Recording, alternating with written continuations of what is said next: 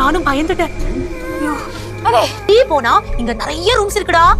എത്ര തലമുറകൾ, എത്ര ചടങ്ങുകൾ, എത്ര ആഘോഷങ്ങൾ, എത്ര മരണങ്ങൾ, ഇതൊക്കെ ഈ ചുമരുകൾക്ക് പറയാനില്ലേ? ശരിയാട്ടാ, ഒരുപാട് കഥ പറയാനാണ്. നല്ലതും ചീത്തയൊക്കെ എത്ര പേര് തൂങ്ങി മരിച്ച വീടായിരിക്കും.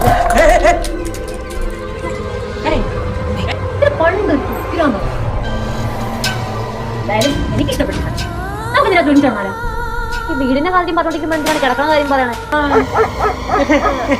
പട്ടിയൊക്കെ ഉണ്ടല്ലേ ഇവിടെ ചുറ്റും? ഇത്രയും വലിയ ഭയാനകമായ വീട്ടിൽ അതെങ്ങനെ